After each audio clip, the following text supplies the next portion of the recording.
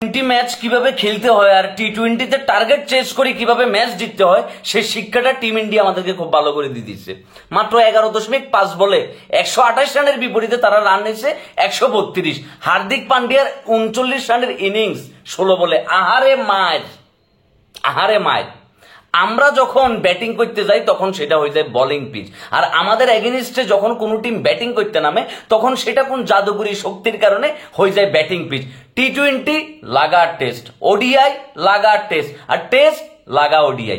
মানে টি-20 ম্যাচ খেলি আমরা ওডিআই মোডে, ওডিআই ম্যাচ খেলি আমরা টেস্ট মোডে, আর টেস্ট ম্যাচ খেলি আমরা আবার টি-20 কিংবা ওডিআই মোডে। মানে আমরা যে কখন কোথায় কিভাবে কেমনে খেলি সেটা আমরা নিজেরাই বুঝতেছি না। তাসকিন আহমেদ মাত্র 6 রান বাকি ছিল, নাহলে সে আজকে বোলিং এ হাফ সেঞ্চুরি করে ফেলতো। 4 ওভার পুরা করানো, তার আগে কি সে 44 রান দিয়ে বোর হয়েছে। আর আমাদের ব্যাটসম্যানরা সে পারভেজ ইমন থেকে শুরু করি লর্ড দ্য গ্রেট শান্ত, মানে 11 ওভারের ভিতরে মনে করছে আমাদের ব্যাটসম্যান গুলো সব প্যাকেট হয়ে যায়। আর বাকি 10 ওভার কিংবা 9 ওভার খেলে আমাদের বলাররা। মেহেদী হাসান মিরাজ যদি আজকে না থাকতো 100 কোটা আমরা কোনোভাবে পার হইতে পারতাম না। কিন্তু লজ্জা শিক্ষা আমাদের কোনোদিনই হইতো না। আমাদের ব্যাটসম্যানরা ধীর গতিতে খেলি অভ্যস্ত, সেটা হোক টি-20 হোক ওডিআই কিংবা হোক টেস্ট।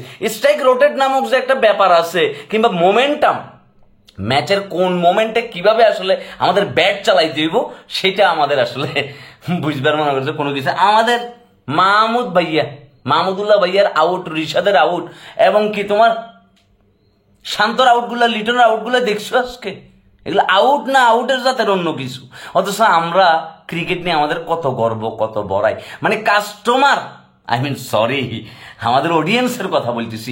অডিয়েন্স দুর্দান্ত দারুণ একটা মোডে বাংলাদেশের ম্যাচগুলো দেখতে বসছে, কিন্তু যখনই মনে করো আমাদের ব্যাটিং শেষ আমরা বোলিং করতে যাবো, কিংবা আমাদের বোলিং শেষ আমরা ব্যাটিং করতে যাবো, ম্যাচ জিতার কাছাকাছি চলে আসবো, তখনই সাথে সাথে অ্যাম্বুলেন্সের কল দিতে, হ্যালো শাহিন বাসার নিচে অ্যাম্বুলেন্সটা পাঠা, অবস্থা খুব খারাপ।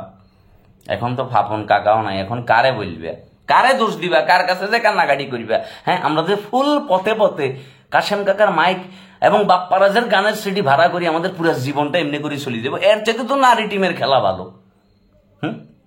আমাদের বলাররা, আমাদের ব্যাটসম্যানরা নীতিশ, অভিষেক, সঞ্জু স্যামসন, সূর্য কুমার যাদব এবং হার্দিক পান্ডিয়া মারি পাগল বানাই 7 উইকেটে ম্যাচটা জিতে গেছে টিম ইন্ডিয়ার। আমরা কি করবো? ওই যে নেক্সট, কারণ এরপরে কিন্তু আরেকটা টি-20 ম্যাচ আছে।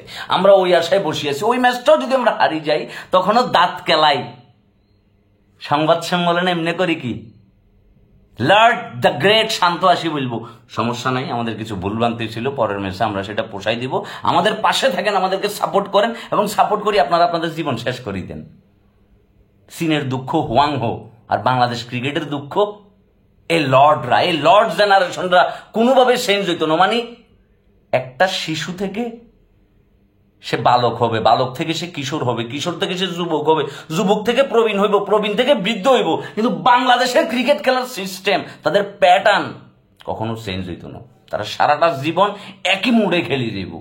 যখনই আমরা ব্যাটিং করবো সেটা হয়ে যাবো বোলিং পিচ, আর যখনই আমরা বোলিং করবো তখন বিপক্ষ টিমের জন্য সেটা হয়ে যাবো ব্যাটিং পিচ।